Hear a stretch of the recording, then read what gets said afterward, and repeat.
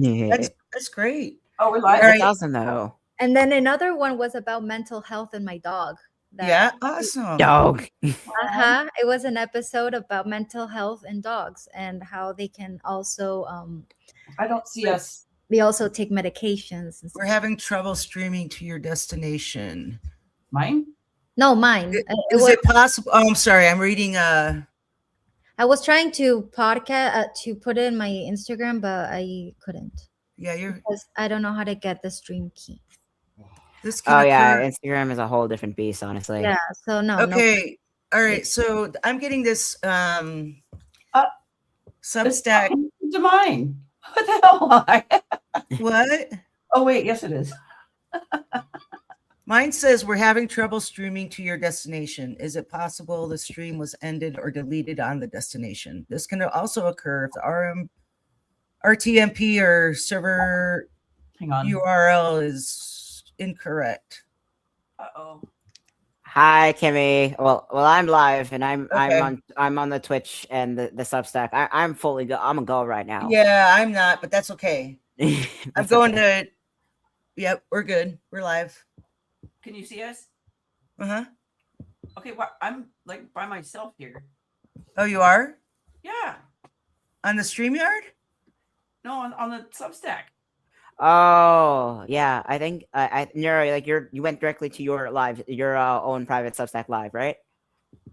Yeah, this is guys, I don't know. This is Huh. messed up. 'Cause I I can can we're having problems. Yeah, it's okay. This Can is, we, try again?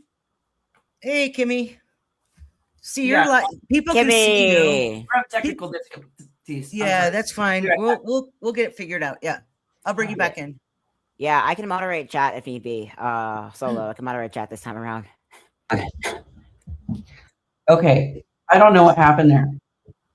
Are we still on? What's that? Are we still on? Yeah. Mhm. Okay. Because I couldn't find it on Substack. Tig. I just went to Tig's. Okay. Yep, I see you. Hello.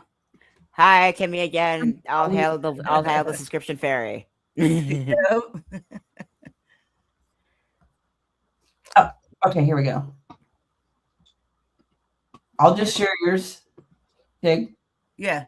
Yeah, let's go with Okay, me. here we go. I don't know what happened there. Why it did. I'll just share yours. Tig. Yeah. Yeah, let's go with Okay, me. here we go. I don't know what happened there. Why it did. I'll just share yours. Tig. Yeah. Oh, A Nero, lot you of gotta mute. You gotta mute. You gotta Yeah. mute the sound on if you're in. I did. Sorry All right, about good. that. No, it's all good. All good. Okay. All right. Go ahead and start, y'all. Okay. Well, all right. No, all right. Nero's in the chat.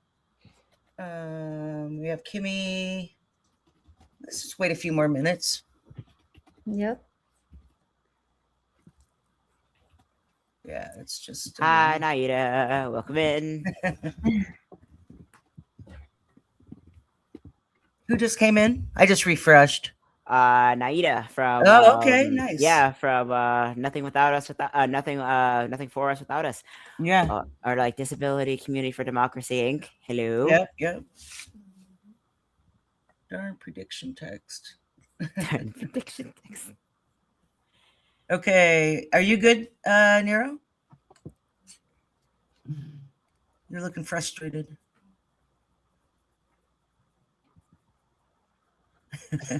Oh, Nero, can you hear us? How's your audio? I can hear you. Okay. All right, good. Just space out for a second. All right, we're good. So we want to give it another minute or so. Yeah, let's the wait a 5 minute couple mark? more minutes. I can't really see right now. I just see Kimmy. Yeah, so I see Kimmy, Naida. Oh, I don't. Nobody else is in here. I'm gonna Yeah. have to send the link to a couple people. Okay. Yeah, do that.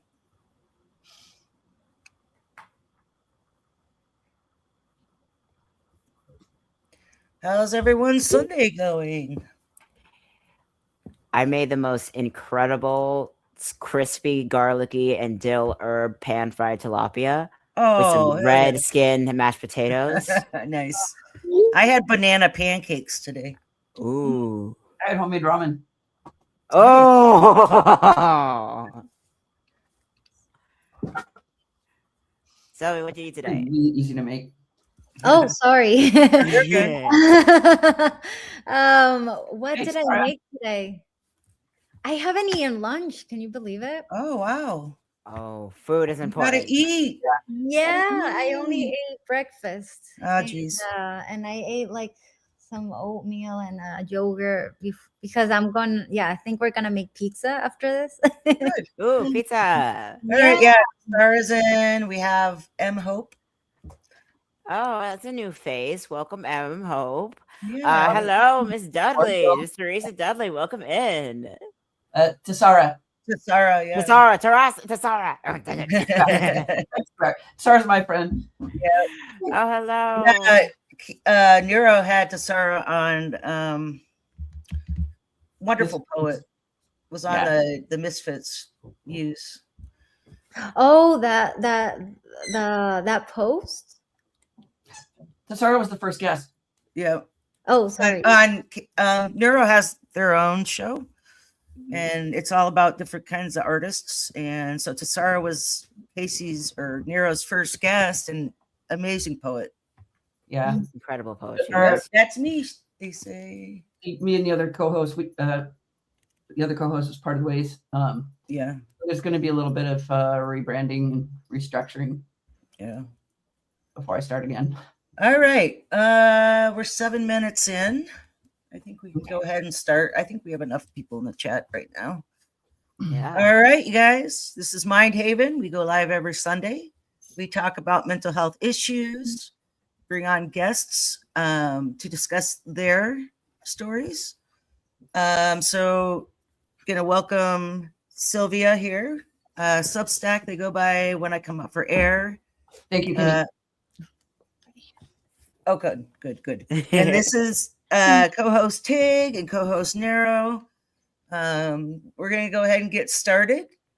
And we're going to have Tig go ahead and get the disclaimer out of the way. All right, that's my cue. Hello, everyone. Welcome to Mind Haven. It is a podcast and weekly roundtable discussion that provides a safe space for real mental health conversations by people with lived experience. We are not trained professionals. We discuss our stories and current events and to build community and solidarity together. If you are not alone, if you are having a bit of a hard time or in crisis, you can call or text 988. Do not message the host. We're really just here to build community and work on each other together. With that being said, let's get started, shall we? All right, yeah. Okay, folks. So this is Silvia, and Nero and I had a conversation with her to try and get an idea of her story. So we're going to go ahead and introduce Silvia again and let Silvia kind of talk about what's going on and how she got here. Sorry about that. You're good. Hi. Bring up the squeaky toy. So, hi. I'm Silvia. I'm kind of nervous, guys, so bear with me a little bit. I'm really happy to be here with you guys. I actually reached out to Mind Haven because I always wanted to share my story somehow. And I started sharing my story for the first time on Substack in January, and it has been amazing. And then I found out about Mind Haven, and I was like, okay, maybe should I dare?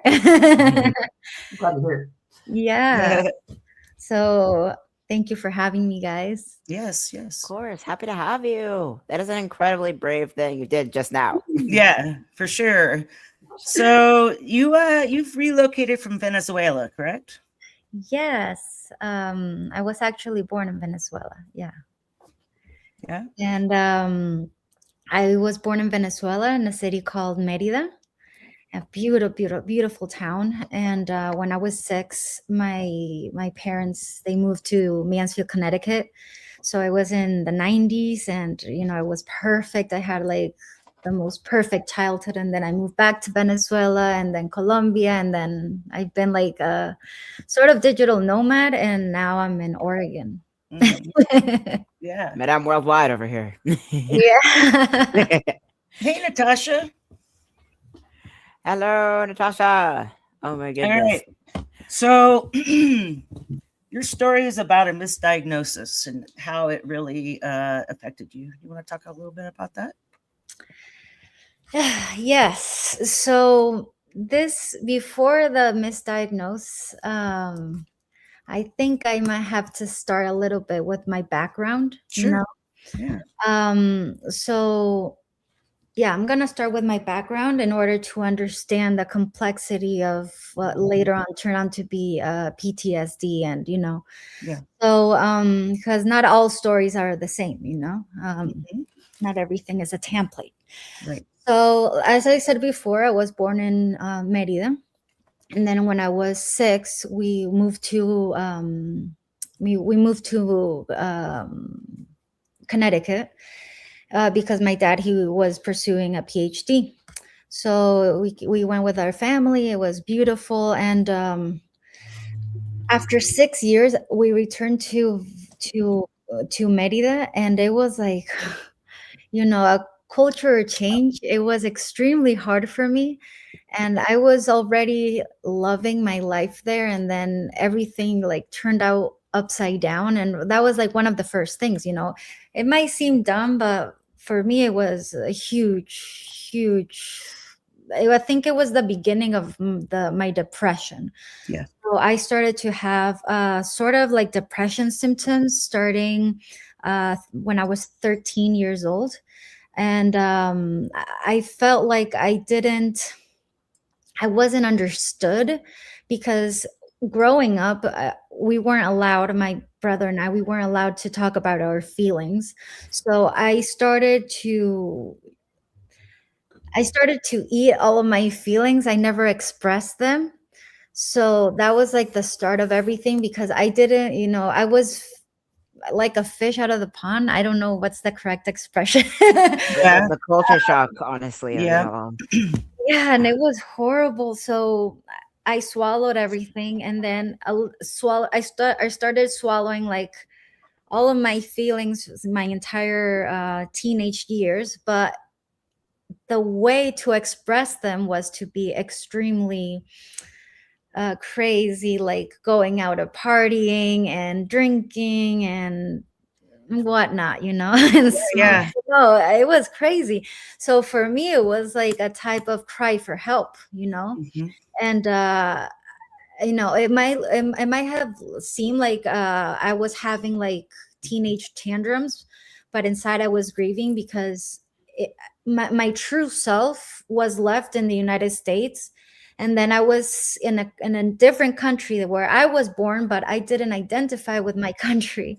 Mhm. And I started to lose my self identity, the version that I loved about nature and whales and books, when it was taken out of me suddenly by everything that was new. I hid my beautiful, happy self, and then slowly escalated. Like there was a time where I didn't even recognize myself, so Mhm. I was under a lot of anger, confusion, not belonging. I started to like a little bit of hatred. I started, like, my anger started building up and building up until I had my first panic attack.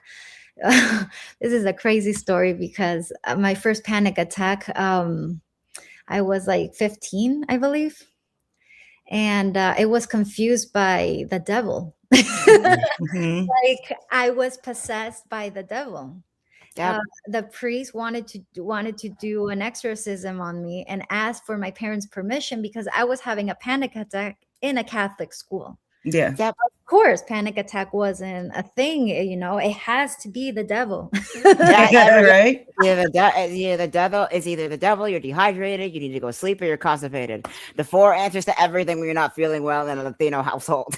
Yeah, I mean, it's weird. I mean, you see how that escalated, like not talking about it and still being a taboo. Like that's why we never talked about it before. I mean, right Right. now is like amazing that everybody now is talking about mental health, but before Yeah. I was And that's our goal really for Mind Haven, is to kind of crush the stigma surrounding it, you know. exactly. All So right. Sorry to interrupt. yeah, no worries. Mhm. So of course that was another thing. Like after that episode, my parents were like, okay, it was just, you were just feeling bad, you will get over this. Swept it under the rug. And then in school, no, you will get over this, swept it under the rug. So everything went escalating until there was like this huge event in my life that changed everything. That was the time I really wanted to die. um that was like my first suicide attempt. So after that, you know, I just didn't know how to express myself. I just didn't know what to do. It was a time where I was isolated, where I didn't have friends, where I didn't talk with my family, where, I was completely lost. Mhm. And yeah, I just didn't want to live. And I thought, this is like not the way to go. This is not normal. I need to find help. So that was something that really, that's what I love about myself, that after hitting rock bottom, I didn't keep going below rock bottom, I decided to help myself. Like, okay, I hit rock bottom. Now, what am I supposed to do? And I don't have anybody here. I don't have any friends. So, or I die or I choose to live. And I chose to live. And that's why I decided to go to a therapist for the first time, Mhm. And yeah, that was the start of. Okay, so I went to the therapist for the first time, and that's the start of my misdiagnosis. Oh, yeah. Okay. Oh Yep. my gosh, I was 23 when I was diagnosed with bipolar disorder. I was diagnosed with bipolar disorder at age 23, Mhm. and not taking the correct medications, not taking the correct treatments, the correct therapy, it took a toll on me. Like, Mhm. without the correct anything, it's just going to escalate to something worse, till there was a point that I never considered. I never thought that I was gonna go past my 35 years. Like, I always thought I'm gonna kill myself sooner or later. Like, I've been in so many depression holes, Yeah. that I never thought that I would have like a future. Mhm. And because nothing was helping me, like, I was diagnosed with bipolar, take medicine, take medications, take this, take that, but nobody spoke to me about traumas. Nobody talked to me about anything, because when you are diagnosed with bipolar disorder, that is more chemical than Mhm. behavioral or something else. Mhm. Yeah. So when I was diagnosed with that, I was in media. Like, all the doctors, they were all men. So of Mhm. course they didn't consider into their studies my hormones and my cycle, Mhm. because I've never had a normal period. Right. Never. So that was like the first red flag, like Yeah. nobody considered that part. So it became worse and worse and worse. And until, I just, I'm sorry. It's No, just, you're good. I know it's hard to No. talk about. I know still this is tough. A lot mad. of chats. What's I'm that? She's getting a lot of love in the chats. Yeah, you Oh, are, so much Sylvia. love. So Yeah. much love. like, I'm still mad. I'm freaking mad. Like, okay. So it was not until last year. So I'm talking about that I'm 35. So last year I was 34. I'm talking about after a decade with a bipolar disorder, Mm-hmm. diagnosis, sorry, and consuming all these type of medications that were like super risky. Like I took a decision to tie my tubes because I don't want to pass this on to my children. Right. I did that last year thinking that I had bipolar, and we went to doctors and everything. Yeah, with your hormonal issues, it's going to be extremely difficult for you as a mother, because you're going to have a higher probability for postpartum depression, because I was having more lows than anything else. Mm-hmm. I was going through cycles and cycles and cycles of depression. It was just exhausting. So they said, okay, now can you imagine added that with pregnancy hormones? Yeah, or the Right. fact that bipolar Like, 1 and 2 is genetic. Yeah. Uh-huh. That was So the assumption. so it wasn't only the genetic part, it was my body. It was what I was going to experience. So it was a huge decision, like after I did that, like after I tied my tubes, then I got like a message, or I don't know, I started talking with my doctors, and then they were like, yeah, we don't think that you have bipolar. Yeah. Yeah, Never was. I think there was a misdiagnosis, and sorry to say that you don't have it.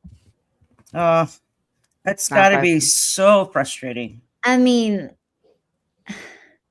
after so many years taking horrible medications that And the trauma of it all, and the trauma of it all, and not tubal talking about myself, not talking about my behavior, not talking about anything. being at war with yourself. Uh-huh.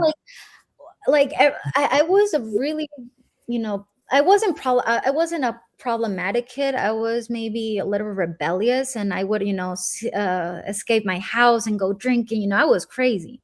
But everybody thought, no, maybe it's just a phase. Maybe it's because she's a teenager, and maybe she is because she's in college, or yeah, she's a little spoiled.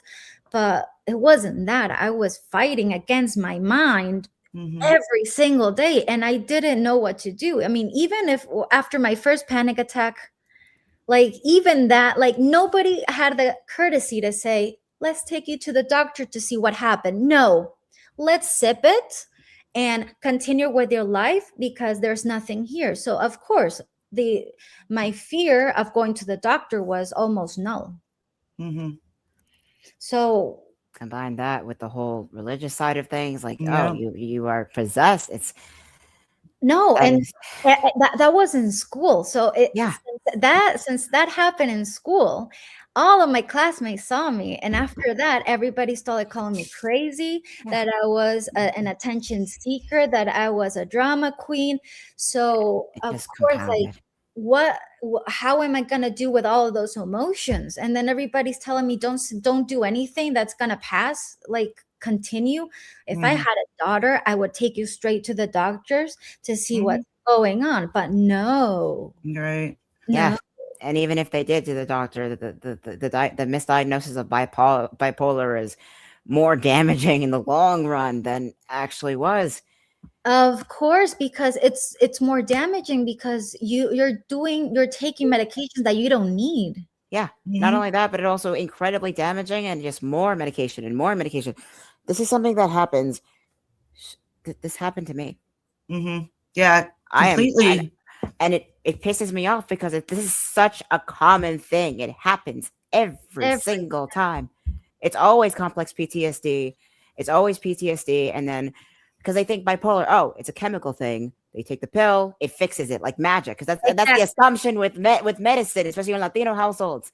It's a magic pill. You take it and you feel better. That's what it's supposed to happen. Hospitals are supposed to make you feel better. What do you mean? It just tortures you until you stop reacting to things. Right. Exactly. And it escalates. It just escalates. And then, then there's a time where I was resistant to medications. Yeah. I was originally diagnosed with the depressive disorder. major depressive disorder. Uh-huh. So they put me on all kinds of different like antidepressants, blah, blah, blah, blah, blah, for years. So it's kind of the same story. Yeah. Well, I just turned 55, and like a month before I turned 55, I finally got a proper diagnosis of the bipolar disorder. So now I'm on the proper meds, and I keep telling my friends, I'm like, I have never felt this good mentally in my whole life. Yeah. So when you have the proper diagnosis and medication, things are good. Exactly. Things work when you know what you're looking What's that, at. Nero? Natasha said something earlier in the chats that was pretty important. Okay. She said it made a permanent change to your body based on their misdiagnosis. Yes. Yeah. Actually, I told that I gained like 15 kilos in 5 years. Let me see how 15 kilos to. So that would be 33 pounds in 5 years Yeah. because of the medication. Those like heavy duty bipolar meds of that caliber are no joke. I mean, lithium, it destroys your kidneys in a lot of ways. I couldn't with lithium. It was impossible. It hurt my stomach so much. Yeah. But I was with valproic acid for almost 10 years now, and valproic acid, if I were to become pregnant with that medication, there's the probability of my kid growing up with malformations was like 8%. So, and I couldn't get off valproic acid because of, my bipolar, and it was different. So it was like a no to having kids. Yeah. And now that I'm off I feel like I'm starting, to my body's changing a little bit. But, like the misdiagnosis, it was heavily compared to borderline personality disorder. It's always a catch-all especially with women of color. It's always with women of color, and women specifically. It's like either borderline or bipolar. When it's most of the time, it's usually just complex PTSD or ADHD or neurodivergence along with that. Yeah. Question. Yeah, because sorry, you. Yeah. I just lost the chat. Oh, Natasha. Yeah. Natasha has a question for you, Silvia. Yeah. Are you comfortable speaking about how you feel now about children and pregnancy? Yeah. Well, since it's kind of risky for me, we decided, because when I got my tubes tied, we asked if it was reversible. And it is reversible, actually. So I was like, okay, maybe then now I don't have bipolar. Maybe we should have kids. But since I have a long history of depression, I don't think that it would be okay. So our decision, because, it's risky for me. And so our decision is to adopt. So currently we are, that's our next project. We're looking to adopt. Amazing. I have an adopted daughter. Yeah. Oh my goodness. We're really happy, and everybody knows now. I love that. I love that.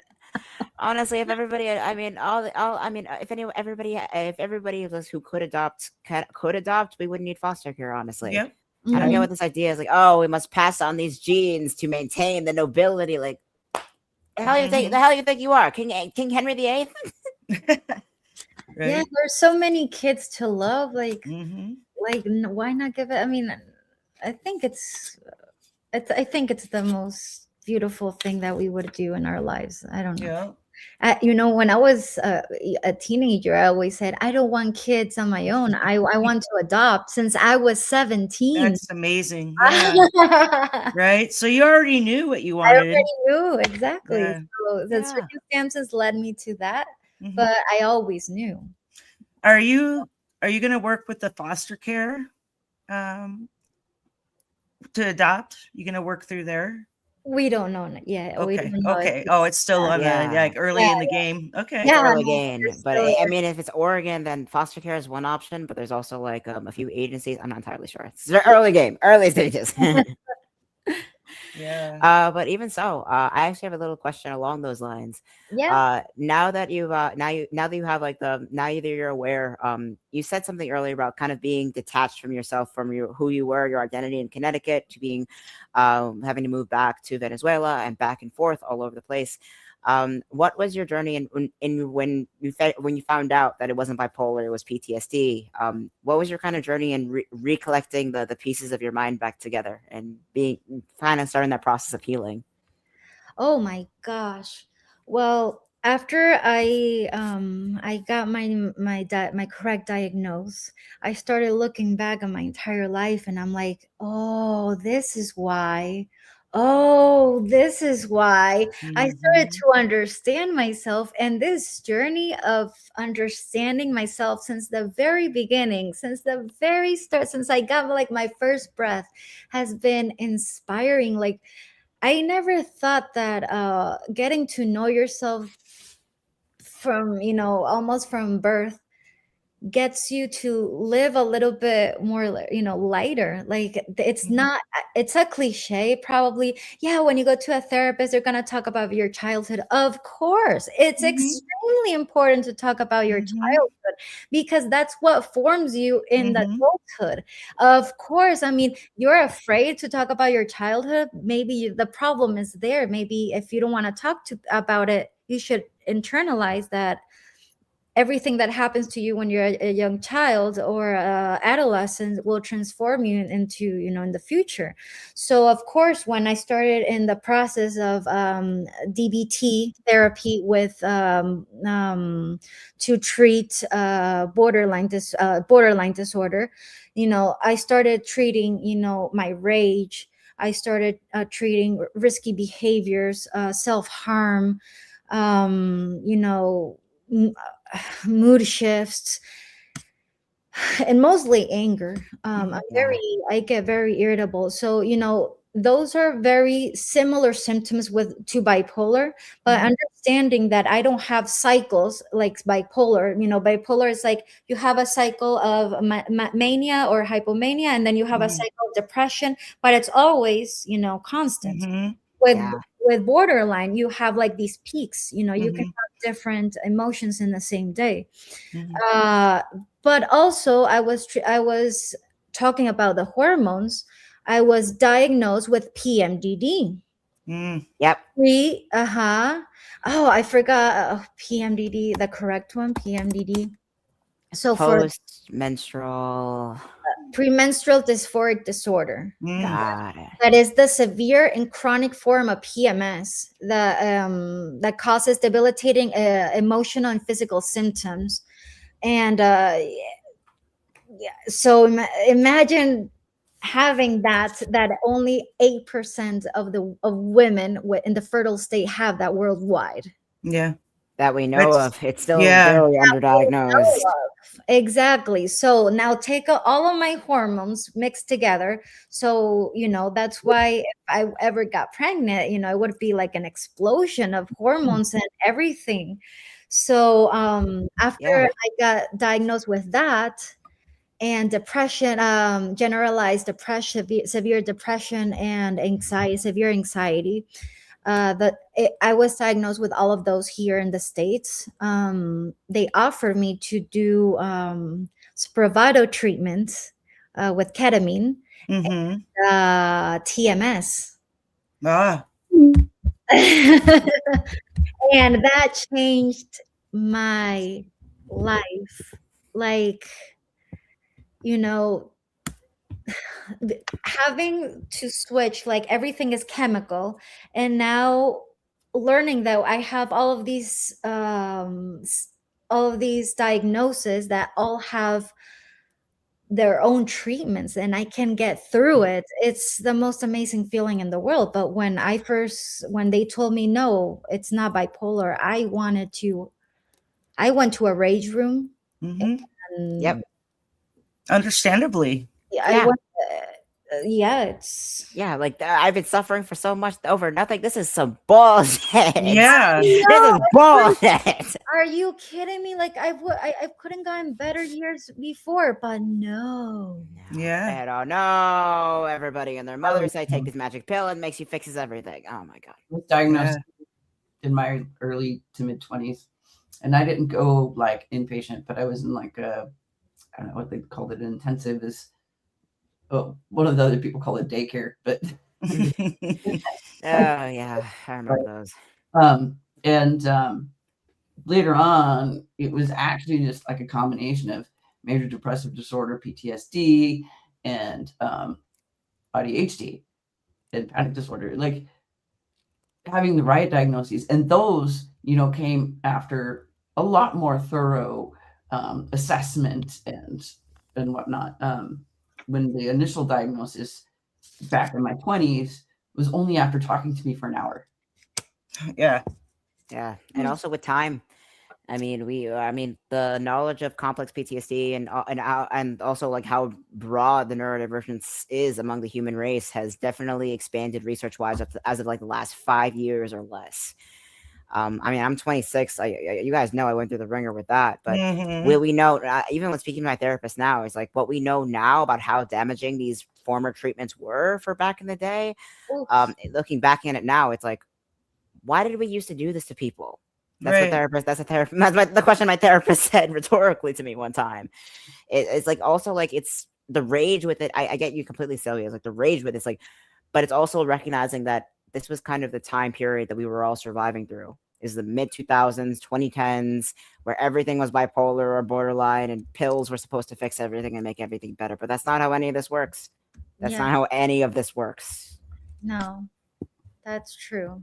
Yeah. It's exhausting. Like I'm so No, you're good, Silvia.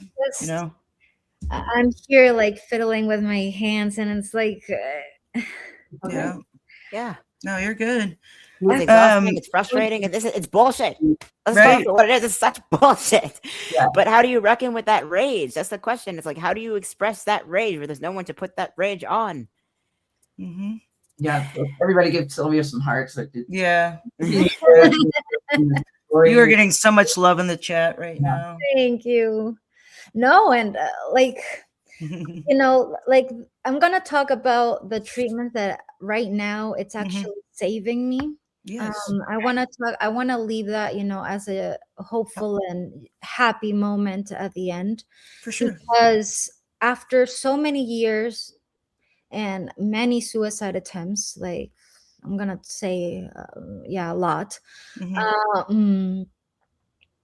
now I see myself as an old person, and TMS really helped me, and EMDR therapy to treat my PTSD. Oh my gosh, it's a godsend.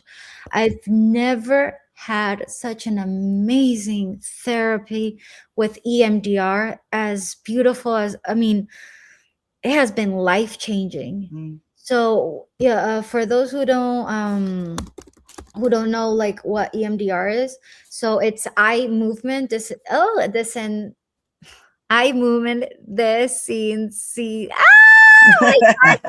pronounce it. Oh, you're good. So can somebody help me here? Yes. I actually got a referral for it myself. Eye movement desensitization and reprocessing therapy. Oh my goodness. Yeah, English is such a hard language. English is such a really hard language. The grammar rules don't make any sense. Oh my god. Yeah, but basically how it works is that when you move both sides of your body, in this case your eyes, it connects both sides of your brain at the same time via the corpus callosum, which is like the center point of the brain. Like it connects both your left and right hemispheres. By simulating this kind of phenomenon, you can actually gives you an ability to process things, or like think of like memories or thoughts or things a lot more clear and a lot more visually. The same phenomenon happens when you're like sleeping during REM sleep, like REM, like rapid eye movement sleep. That's when you start dreaming in your sleep. It's also why I mean, there's also why like I'm autistic, I'm on the spectrum, like ADHD myself, and I will pace constantly because it connects, it has that same example, and that's why you pace, and that's why you come up with your best ideas in the shower, because both sides of your brain are lit up at the same time. So EMDR utilizes that same neurological pathway, that same ability to guide you through traumatic memories, and it makes it a lot easier to kind of process all of that, and that's why it's wonderful. It's Yeah. wonderful. Yeah, Exactly. because it's an encyclopedia. Yes, I am the human search engine. Guilty as charged. Yeah, Tig is wildly intelligent. I love it, and so is Nero. I mean, sometimes we'll just get on a little world history course with Tig. Oh. All right. We still have like 20 minutes. Is So there anything else you want to say?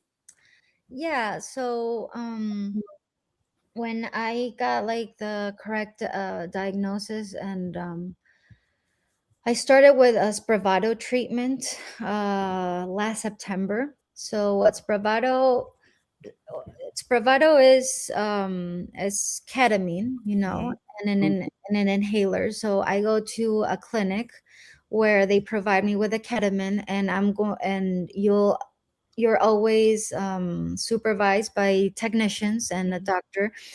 So it consists of 2 hours twice a week, 2 hours of ketamine twice a week. Mm-hmm. And that was for months. I mean, it was from September all the way to the start of December. But that was one of the hardest treatments I've ever been through. I mean, it sounds like, oh, you got ketamine for, you know, Yeah. but It's not a party drug. I mean, it does have it's medicinals.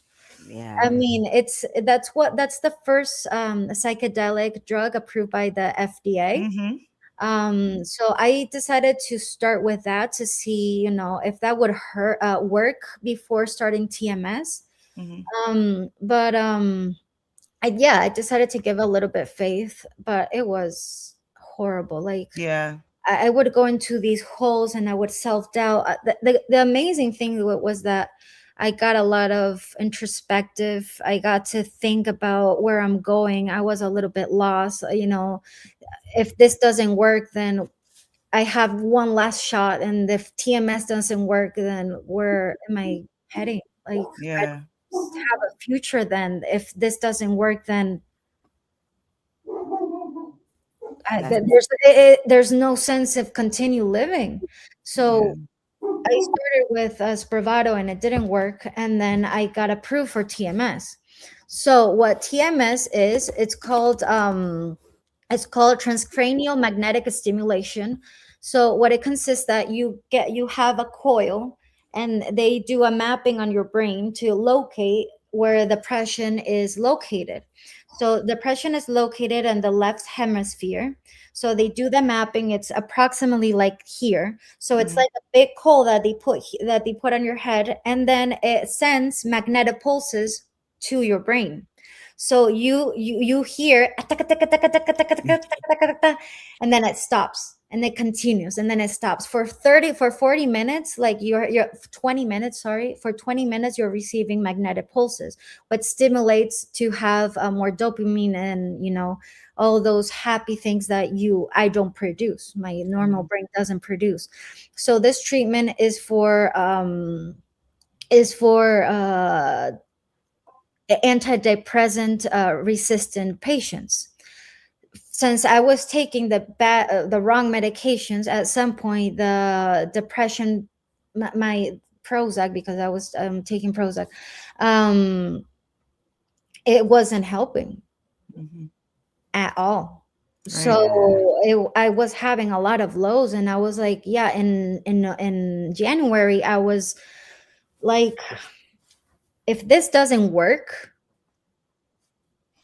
yeah, I don't know what's next for me. So I might as well enjoy what's left of me in this world. I mean, I know it's gonna sound so pessimistic, but that's the truth. I'm not gonna lie that I was thinking that in January. If I might as well enjoy what I have left. I mean, I'm not gonna deny it if it's a fact. I said it, so yeah, whatever. And I was like, okay, now let's give it a shot for the TMS. And it started improving my PMDD symptoms. I started having more energy. Mhm. So the treatment consists of you go every day into the clinic from Monday to Friday, and you stay 20 minutes, and then you can continue your normal routine. Since I was having a lot of anxiety, so anxiety is located in the right hemisphere. So they decided to do a mapping, and now we were treating the right and left hemisphere. So it was 20 minutes here, 20 minutes here, and that started improving my anxiety. I was like, no, like I'm so happy to say this because now it's been 3 weeks today, Wow. today that I haven't had anxiety or a depression dip. I mean, it's 3 weeks that I don't feel anything. I know that sometimes when I say, "Oh, it's been 2 weeks and it's exciting," and then the next day I'm like, "Oh my gosh, I want to die." But It feels like you're jinxing it almost. exactly. I always say that I jinx it. Probably tomorrow it will. Nah, I don't want to jinx it. No, but no, that's Oh my god, I get you. I feel you completely, honestly. It's like, oh, this is great. I feel great. I'm gonna get so much done. You want to paint the house? Let's paint the house. And then the next day is exactly. like, And then I am death. Death is me. Yeah. So Kimmy Wynn in the chat had to leave, but she says, I'll watch the rest of the video when we process, and love and hugs to Silvia. You are getting so much love. So much love because you deserve it. Yeah. Thank you so much. Yeah. So yeah, that this has given me a second life, and like I'm so grateful that I was able to get through this, that I never stopped, even if it took a decade to arrive to be here today. Great. I'm fucking brave and proud of myself and Hell everything yeah. I've done, because Kick ass. I beat depression. Like nobody, it should be celebrated, like it's very easy to really let yourself go. It's extremely easy to not have any more faith, it's extremely easy to go, I don't know, with alcoholism or something like that, because you just don't want to think anymore, or maybe drugs. I mean, Right. that's why Take it out on your those loved rates are ones. extremely high. Yeah. Well, I'm going to say too, I mean, prior to my bipolar diagnosis, I've hit alcohol very hard in my life. Drugs really hard in my life. And it was that trying to get that escape, or that like get me straight in my head. And, it's part of the, bipolar people tend to like turn to drugs and alcohol, I mean, But anyway, yeah, that's so correct. Yeah, because you don't want to be with your mind all the time. I mean, can you imagine? I mean, how can you go on with life being neurodiverse and not at least at some point in life go into drugs or alcohol? I mean, it's impossible. Like, it's an outlet. It's an outlet. It's an outlet. You're always living with a demon. You're constantly living with a demon and a person that you don't like. That other. I always tell myself that I have a good Silvia and a bad Silvia. And it's. Oh my gosh, I'm sorry. You got to stop apologizing for your existence, okay? You are a wonderful human being, and your existence is valued. And also, like this good Silvia, bad Silvia. No, maybe you could have light Silvia and dark Silvia that kind of do light and dark things, but neither one is good or bad. They're both parts of you. Exactly. And that's the good thing, because I'm listening more to good Silvia. And awesome. This week, and I want to start exercising this week. I have this meta. Meta. Un meta, Objetivo. Eh, un meta. meta. ¿Cómo se dice? My Spanish needs work. Okay, soy dominicano myself, but my Spanish needs work. Yeah, it's mine too. Yeah. Goal. The Better than goal. me. Oh, the goal. You know, so the goal is to continue improving and not letting myself down. I mean, I have already lost so many years of my life, you know, just thinking about thinking about, you know, how horrible it is to live. But instead I decided, no, I mean, I'm very grateful with my life. I'm very Yeah. grateful what I have, my house, my husband, my dog, everything. It's Yeah. I deserve what I'm living, what I have today, because I went to hell and back. And I Sure. didn't just go to hell like a year or 2 years. I went to hell 10 freaking years. Yeah. I was in hell a month ago. Right. I go to hell constantly. Yeah. And, you know, being grateful for what I have right now and everything that I deserve, it's like, please keep it coming, because I already suffer so much. And that's why I'm so happy lately. And TMS really helped.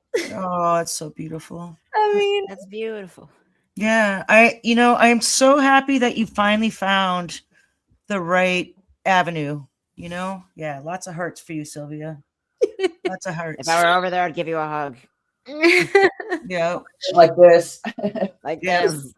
Hugs. Yeah. Virtual hug. Virtual hugs. Yeah. You've come so far, and I know that feeling of still being so hard on yourself, like you're not doing enough, or you're not applying to some impossible standard that some other person told you should or should not be. Sometimes Give it feels yourself like some you're not enough. grace. Give you know? yourself some grace. Give yourself some pat on the back, because it's not easy to go to hell and then pull yourself out and then go to hell again and fight demons. Okay, not everybody can be Doom guy from Doom. Okay, not everybody can be the demon slayer, but you can. But we can. You can. and that's what exactly a demon slayer. That's exactly the perfect analogy. Yeah. It's a demon slayer. I'm a demon slayer. Hell Yeah. Silvia the demon slayer. I love it. Nobody would last. I mean, this is why I'm so happy and proud of myself, because I know that nobody would last a second in my brain. Yeah. I just Right. know by fact. A lot of people might criticize me because I talk a lot about mental health through my social media. I write about it constantly. I'm writing a book about it. I'm never going to stop talking about mental health. Hell because yeah. I'm not talking about it. Yeah, exactly. And that's why Mindhaven is here. That's Talking about it really fucked my life. right. So I will die talking about mental health. Anybody can talk to me, you know. Pendejo arrogante. You will not shut up.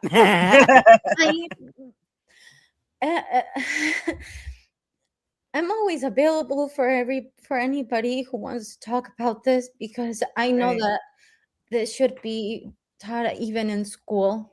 Mhm. Because So everyone in the chat, subscribe to Sylvia. It's Subscribe to Silvia. she's an amazing writer. I've read some of her stuff, and your Substack tag is when I come up for air, right? yeah. Okay. Yeah. Take a deep breath. Give yourself some grace, because Julie says, don't let anyone tell you not to write or talk about what you know. yeah. No, Yeah. nobody told me. I just did Yeah. it myself. But even though I have received, oh, you're attention seeker. Oh, you want people to have pity on you. You know, you get called a lot of things in this process. You get Yeah. called crazy. You get Oh, called yeah. pill popper, or you might be dangerous. I've had background checks because people think I'm crazy. So it just I'm They this don't get is it. why this podcast is so important for me, because it's the first time I'm talking about this. Yeah. And it takes a lot of courage. Yeah. It takes a lot of courage. And it's just so relieving that I'm not alone. Yeah. You're not And alone. it's just so You're not alone, and you're loved. You are You not know? alone. You are loved and you are valued. And I, for Uh, one, am grateful that you are with us here to tell this story. Okay. I I wish I am could. so happy that you are with us, that you stayed in spite of Yeah. all of it. Yeah. In Mm, spite You of it all. stayed in spite of all of it. And that is power. Okay. Yeah. mm. And I'm Yeah. so happy I get to meet you. Yeah. Oh my God. Yeah. Incredible woman. It looks like you might have a friend in the chat. Who? Angela Ardila. Is that Silvi, eres la mujer más Ah, dulce y valiente. This is, she's Yeah. oh. beautiful. Yeah, but I Yeah. can't see the chat. No? Yeah. Oh, you can actually click Is the live on this. You can click any of our lives. Honestly, you can just like live with Take My Sweater or live or line with Mindhaven or even like your own live. You can Yeah. click it in On a the separate Substack tab site. Yeah. and you can see the chat. Eres la mujer. It's moving. Oh, damn it. Yeah. Eres la mujer más dulce y valiente. Is that mereces? Todo Sí. lo Todos los mejor de Oh, la vida siempre. Eres luz. Eres for luz. anybody else. This basically means like you are a woman of a very sweet and valiant and mercy, right? It's mercy. You have mercy. All of the better of your life always. Eres luz. I mean, luz is light, so you're light. You're light, Silvia. I can't see You are it. right. That's Oh my fine. goodness. We're doing our best to translate. Oh my Oh, God. you're doing good. You're doing good. Oh Copy my and God. and put it Yes. in the StreamYard chat. Oh, I gotcha. I got it. So, Silvi's. Oh, so you're the sweetest and most. Oh, te mereces todo. Ay, Natasha. Oh, thank you, Natasha. Gracias. that you're very sweet and brave. That I deserve. Angela, Uh-huh. The comment. Oh yeah, Nero accidentally put the comment or the next tab over. Hold on, let me see. The person who said it actually, our wonderful, beautiful weirdo who is in chat today, Angela Ardira. Angela, gracias, Angela. And we have Luis K. Ah, my cousin. You're Nice. there. Woo! Yay, Hey. I'm gonna Yeah. copy this. Translating hard. So, for people listening to this, like, Yeah. you can do it. I mean, you can do it. Like, Absolutely. it's not impossible. You can get through this. I Mhm. mean, you can. If I could, everybody can do it. I Mhm. mean, even if it's hard, because there were some times that I didn't think, that I couldn't, but I did, and that's why I'm so happy today. And thank you for this. Thank you. Yes. Thank you for being here with us. We'll have you back on if you would like to come back on sometime. Yeah, know? we'd love to. We would Yeah. love to have you back on. Oh my God, yes. Yeah. So yeah, this was a really good episode. The chat was just very complimentary. you know. Oh, the chat's on fire. Oh, Yeah. how do we find Sylvia here on Substack? Yeah. Can we when you finish come it up off with our there- shameless plugs? Yeah. You can find me as I don't. Do you have it here to share? Yeah, I can go to your main thing and just pop it in the chat real quick. Uh-huh. So go to The Substack name is When I Come Up for Air, and it has a whale emoji after it. yeah. Oh yeah, for the whales from Connecticut. Oh wait, the whales from Connecticut. I love that. All The right. Connecticut humpbacks. Oh, that makes me happy. Yes. And now I'm seeing whales and the Pacific Northwest. So I went to Oregon because one of the most important things, it's nature and whales. For me, it was like my husband got me in whales. Like, yeah, there are a lot of whales. You're like whales everywhere. Yeah. Oh my god, I love So I that. get to see them in the East Coast and now on the West Coast. And oh my gosh, in September I got to see 11 gray whales in one. Oh, awesome. Oh, that is gorgeous. Their Yeah, populations Yeah. are rebounding. That makes me so happy. yeah. Right. So of course I had to do something around my love for whales and That's beautiful. biology. Right on. Okay, we're at the top of the hour. Silvia, you have an amazing story, and thank you for still being here. I mean, it takes a lot of courage to get through all that, and I'm so happy you found something that like helps you. And just thank you. Thank you. Lots The of demon slayer shall survive. love. I'm gonna use that for my post. Right? Yes. Yeah. Yes. Yeah. All right. So we're going to end the stream. But if you just want to stick with us, don't go anywhere. We're going to do a little debriefing on the other end. Thank you, chat, for being here tonight. Thank you, chat. Yeah, this was a wonderful show. Okay, here we go. We're going to end. Later, guys. Later. Maybe. Maybe.